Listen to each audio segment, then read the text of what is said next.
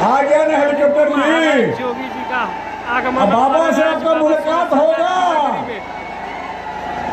हमारे राज्य की पावन धरती पर आदित्य नाथ योगी जी महाराज का आगमन बाबा की नगरी में।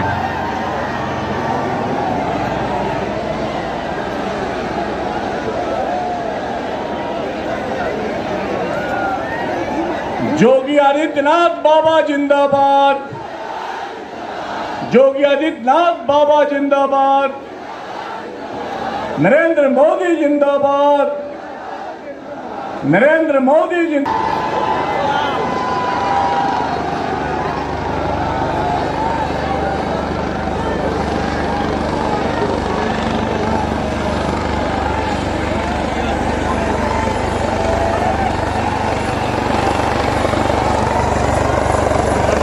योगी जी महाराज का आगमन।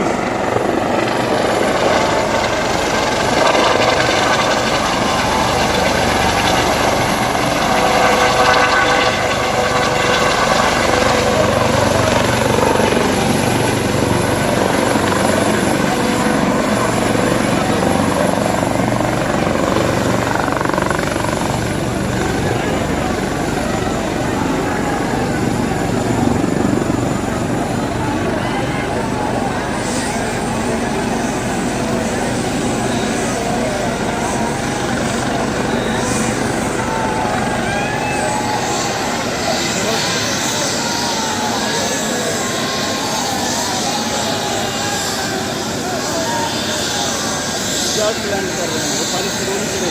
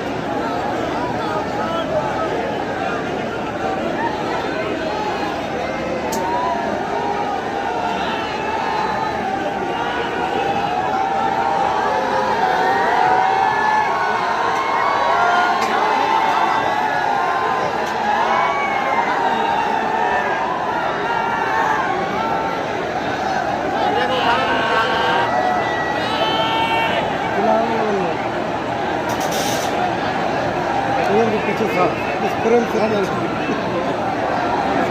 हमारा सेट है।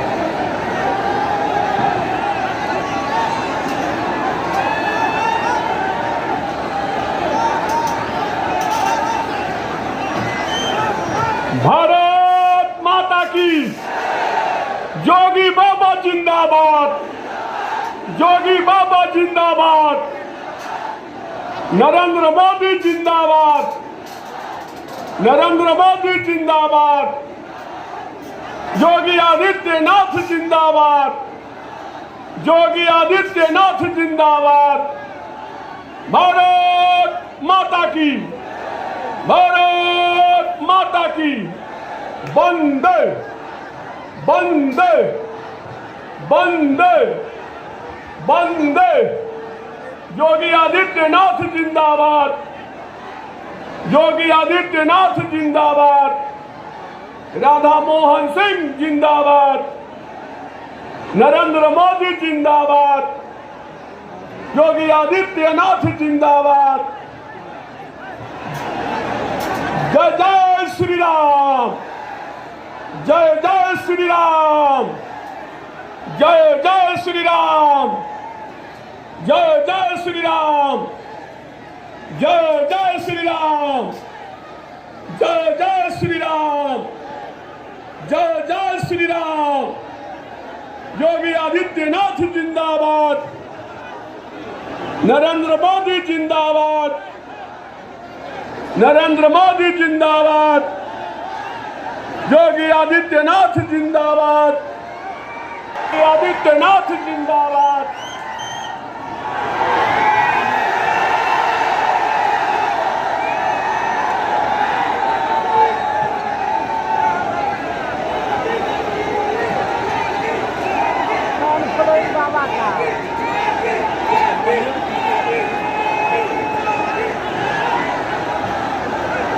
भारत माता की, भारत माता की। हम सब सौभाग्यशाली हैं कि सोमेश्वर नाथ की इस पावन धरती पर राष्ट्र भारत माता को परम वैभव की चोटी पर पहुंचाने के लिए बाल्यकाल से ही अपना जीवन राष्ट्र के लिए समर्पित किया है।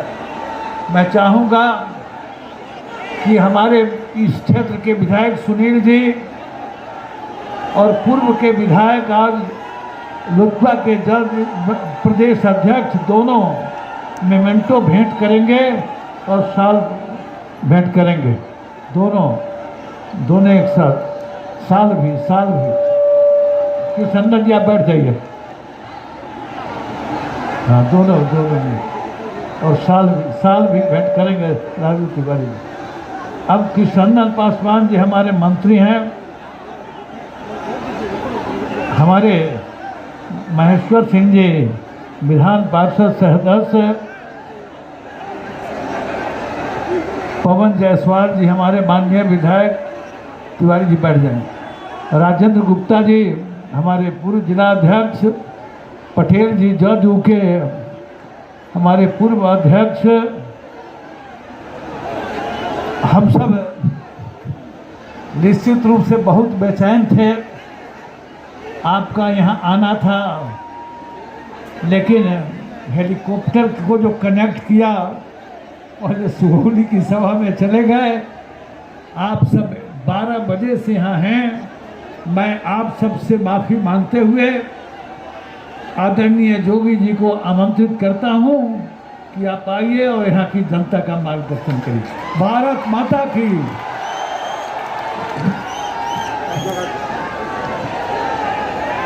भारत माता की, भारत माता की। वंदे वंदे वंदे। बाबा सोमेश्वर नाथ के पुण्य धराधाम पर मैं मोतिहारी लोकसभा क्षेत्र के आप सभी जनता जनार्दन के प्रणाम करत बानी।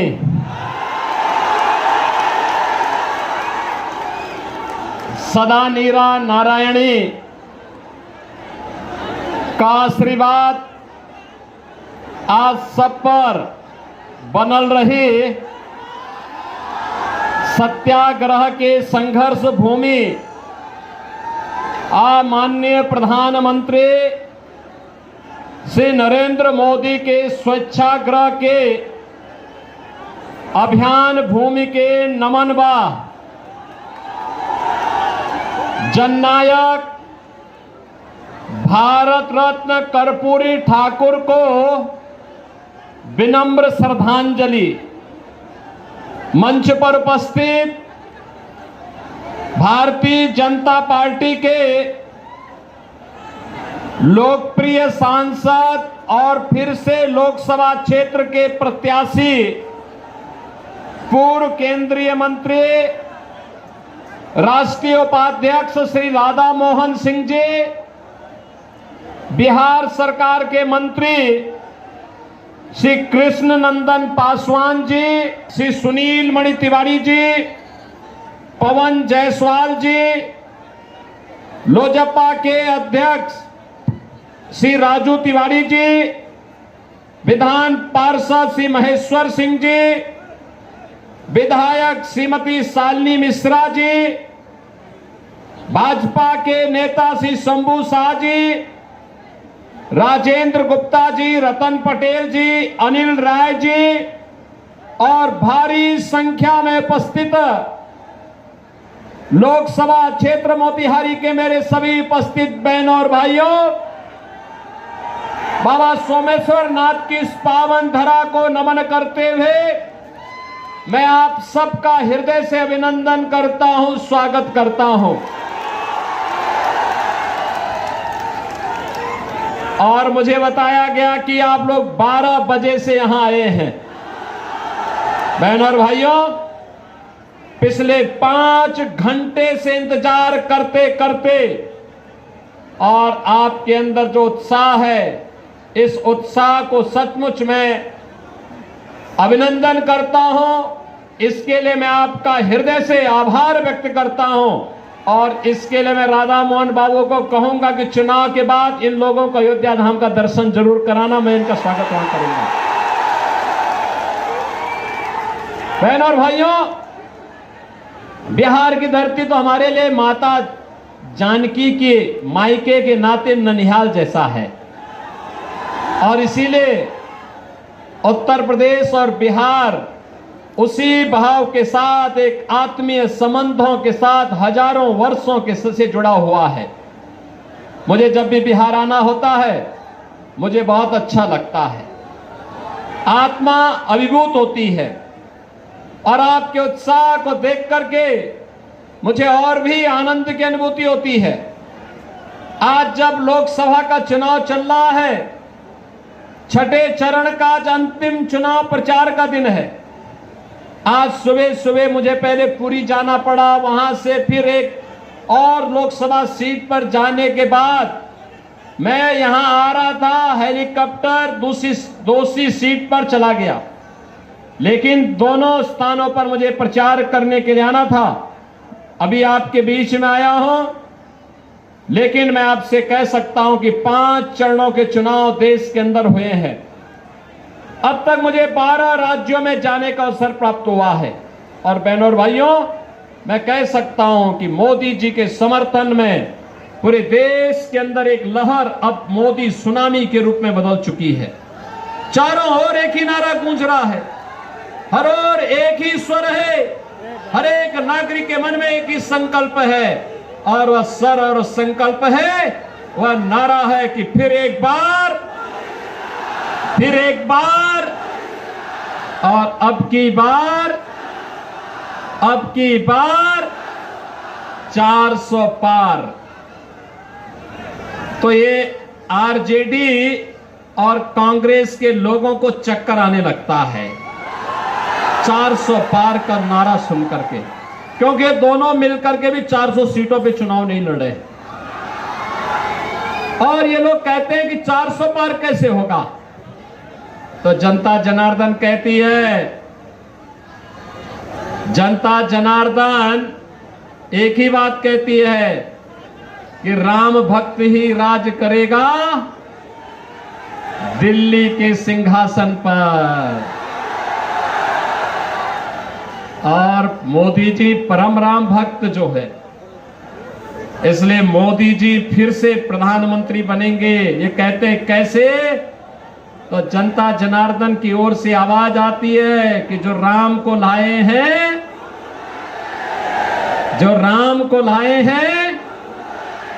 बहनों और भाइयों, मुझे एक बात बताइए, क्या ये कांग्रेस और आरजेडी के लोग अयोध्या धाम में मंदिर का निर्माण करा पाते क्या? अरे तो राम विरोधी हैं और ये लोग राम विरोधी भी हैं। इनके कारनामे भारत विरोधी भी इनको ठहराता है, इनके कारनामे गरीब विरोधी भी इनको ठहराता है।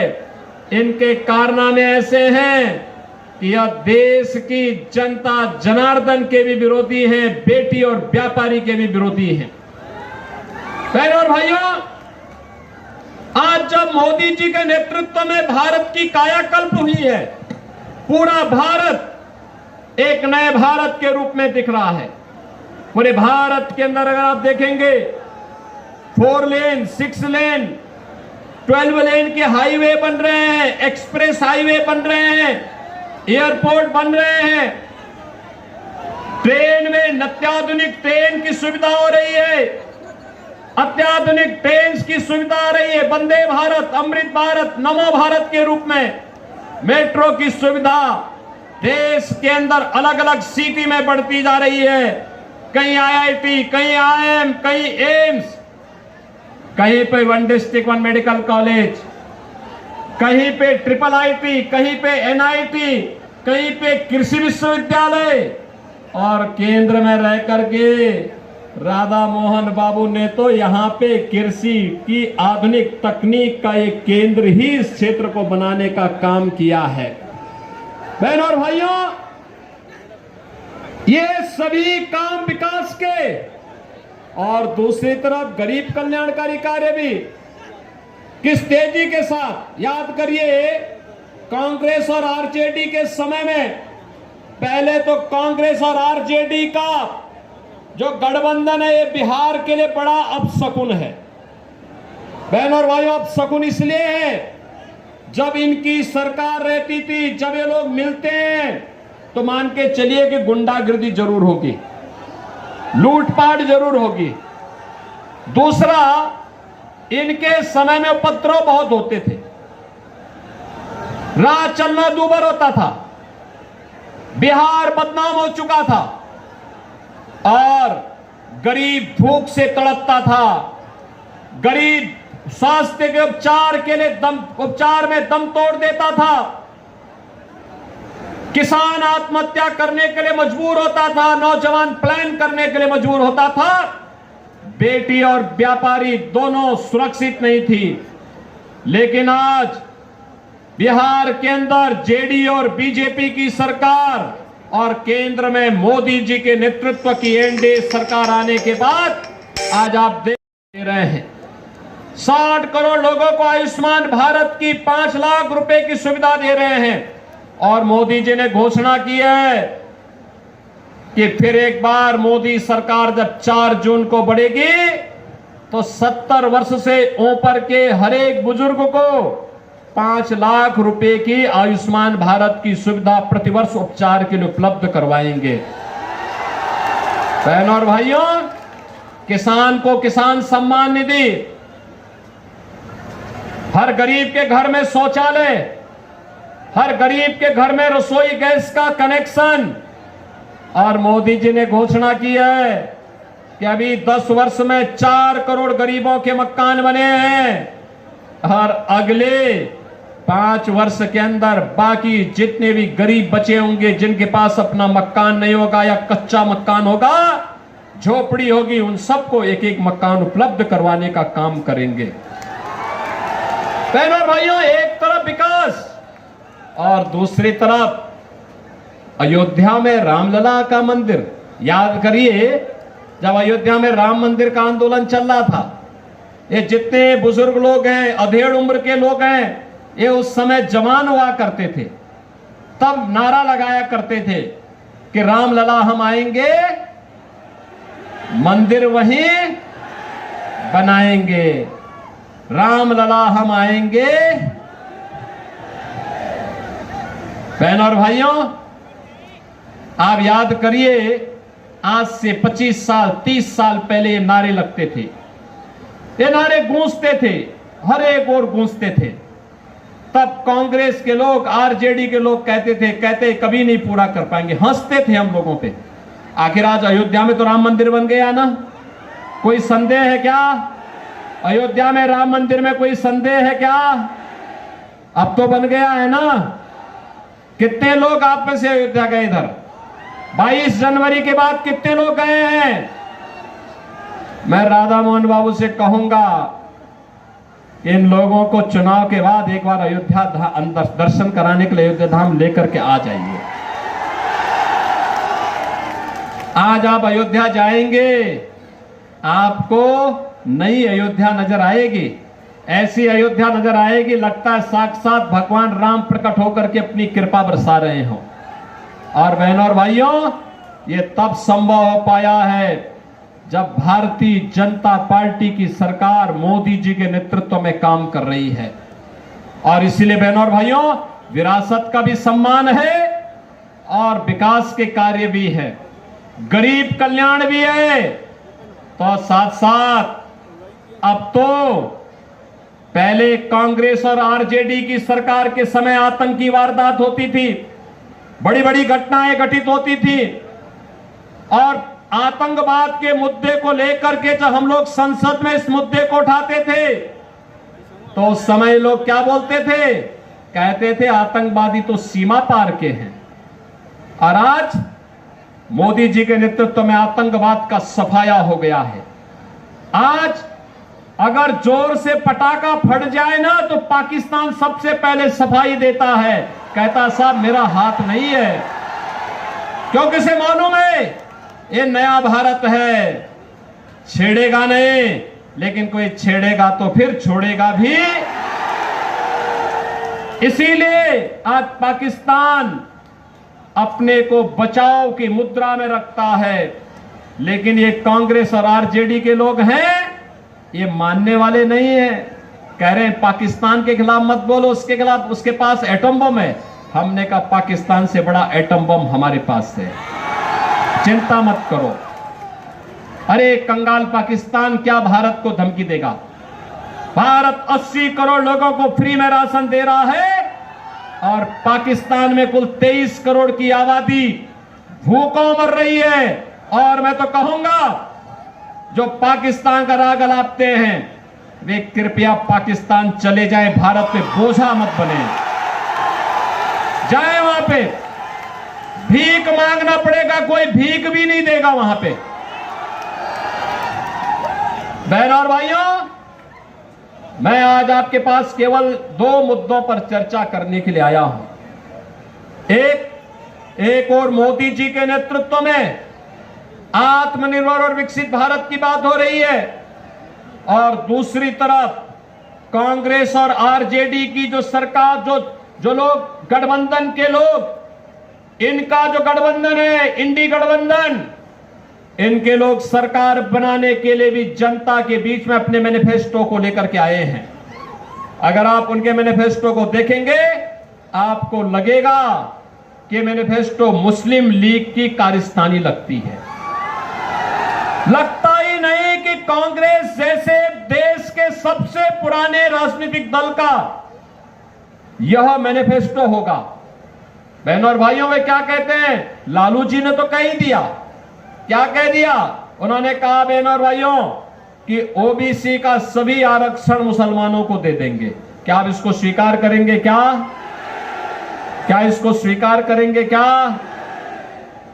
और कांग्रेस का मैनिफेस्टो भी यही कहता है कि सत्ता में आएंगे, एससी, एसटी और ओबीसी का आरक्षण मुसलमानों को देंगे। और एक कांग्रेस पहले कर भी चुकी है। याद करिए, राधा मोहन बाबू तो सांसद थे उस समय केंद्र में, मैं भी सांसद था, और यूपीए की सरकार थी। बहनों और भाइयों, यूपीए की सरकार के समय इन्होंने 2 कमीशन गठित किए थे, एक जस्टिस रंगनाथ के नेतृत्व में और दूसरी कमीशन गठित की थी जस्टिस राजेंद्र सच्चर की अध्यक्षता में। एक ने कहा था कि ओबीसी का 6% आरक्षण मुसलमानों को दे देना चाहिए। भारतीय जनता पार्टी ने विरोध किया था, कहा था कि बाबा साहब भीमराव अंबेडकर ने कहा है कि आरक्षण धर्म के आधार पर नहीं हो सकता और मुसलमान आरक्षण पाने का अधिकारी नहीं है। और सच्चर कमेटी ने कहा था कि मुसलमानों की कुछ जातियों को अनुसूचित जाति में शामिल कर देंगे तो उसको भी आरक्षण मिल जाएगा। भारतीय जनता पार्टी ने विरोध किया था, कहा था कि यह प्रस्ताव ही दलित विरोधी है। बहनों और भाइयों, आज मैं आया हूं आपसे कहने के लिए, एक तरफ आपके आरक्षण पर सेंध लगाने की तैयारी आरजेडी और कांग्रेस कर चुकी है, लेकिन भारतीय जनता पार्टी इनके मंसूबों को पूरा नहीं होने देगी। और दूसरी तरफ इनका जो मैनिफेस्टो है वह कुछ अन्य खतरनाक बातें करता है। खतरनाक बात एक, ये कहते हैं हम विरासत टैक्स लगाएंगे। विरासत टैक्स का मतलब आप जानते हैं बहनों भाइयों, विरासत टैक्स का मतलब आपके पूर्वजों ने, आपके बाप दादों ने जो संपत्ति अर्जित की होगी, खेत लिया होगा, मकान लिया होगा, मकान बनाया होगा, बैंक में कुछ पैसा जमा किया होगा, कुछ जेवर लिया होगा, इसका ये लोग सर्वे करवाएंगे और कांग्रेस और आरजेडी के लोग सर्वे करा करके फिर इसमें से आधा ले लेंगे। आप बताओ, आपके खून पसीना आपके बाप दादों का, आपके पूर्वजों का, और क्या आप इनमें इनको लूट मचाने की छूट देंगे क्या? और किस रूप में खतरनाक मंशा है? अगर आपके 2 कमरे का घर है, एक कमरा आपके लिए रखेंगे, दूसरे को कहेंगे भाई ये तो खाली करना पड़ेगा विरासत टैक्स के नाम पर, और विरासत टैक्स के नाम पर उसको खाली करवा करके किसी पाकिस्तानी, किसी बांग्लादेशी और किसी अफगानिस्तानी मुसलमान को दे देंगे।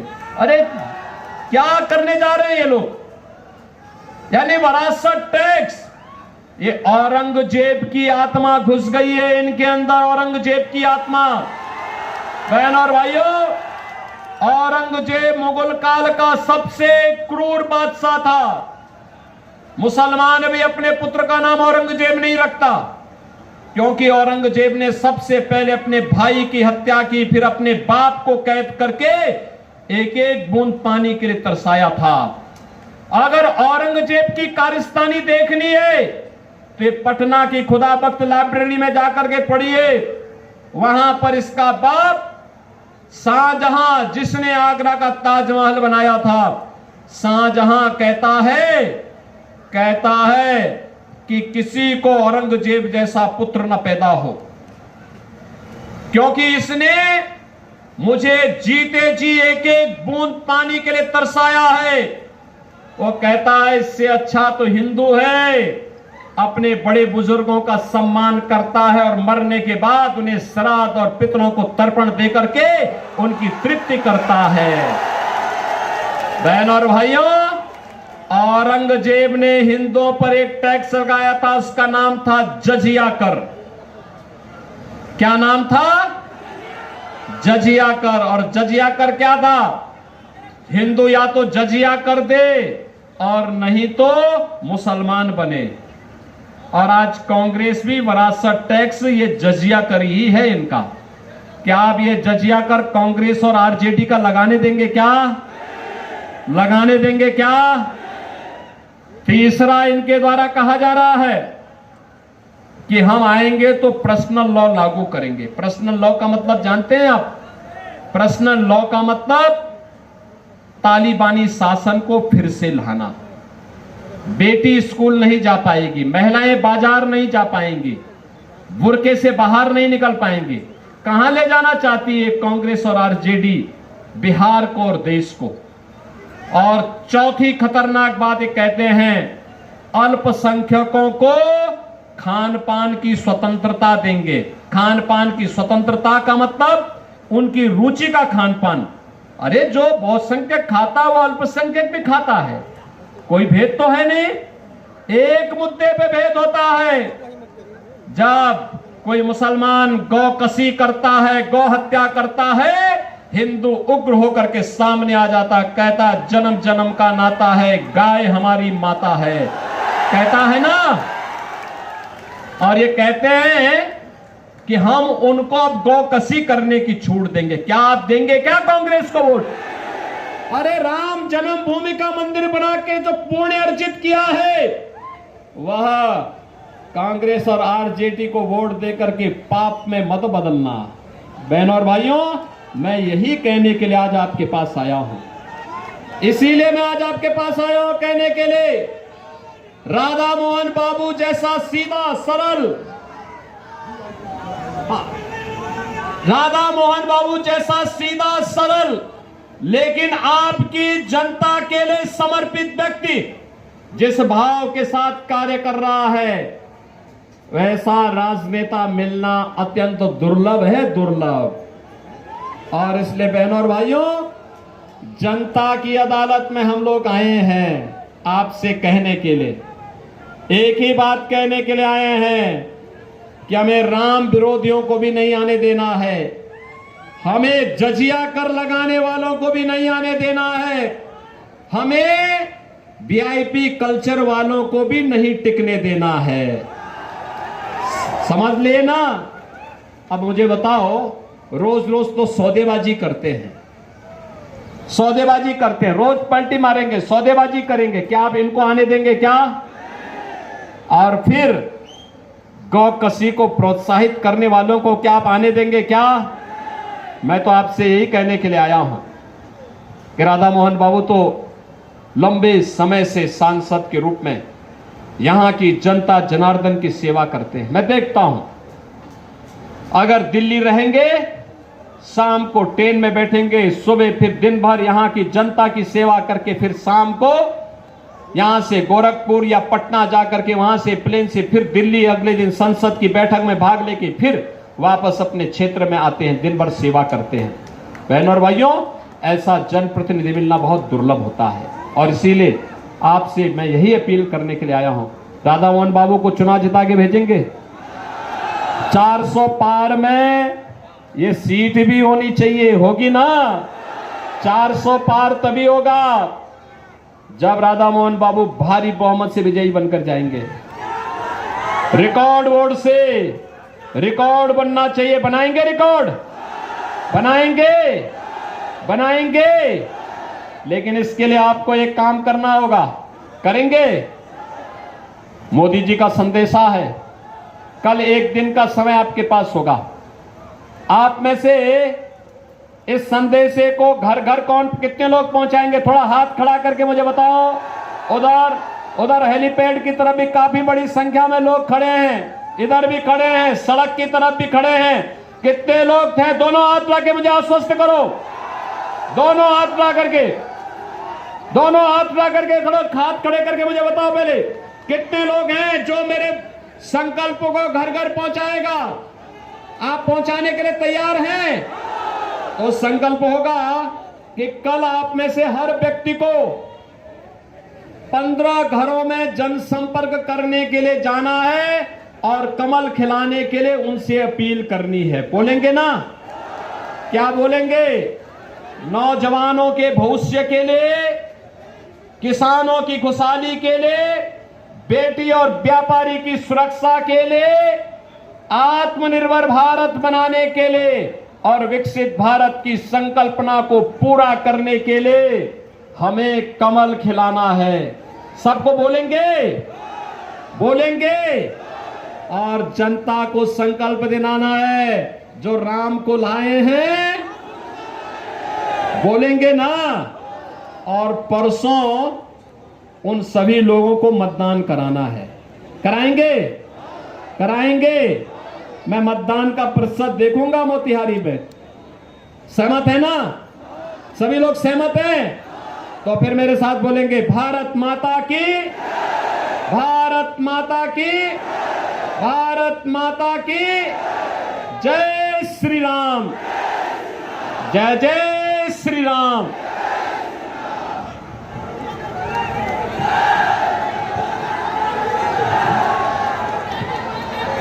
भारत माता की, भारत माता की।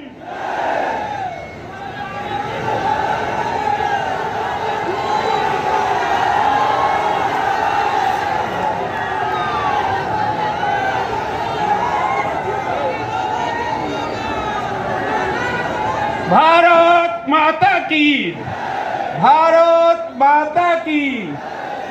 योगी आदित्यनाथ बाबा जिंदाबाद, योगी आदित्य।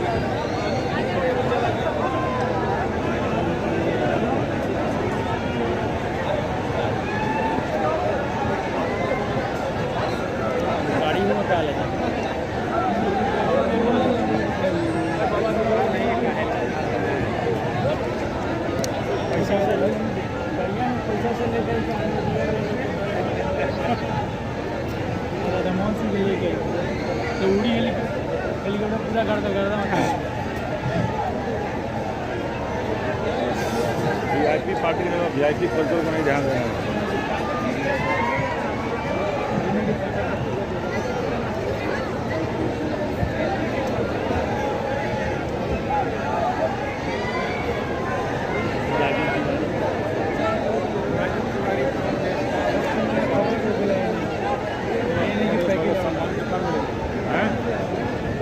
सम्मान कितना मिलेगा? अच्छे जगह रहिएगा तो सम्मान मिलेगा।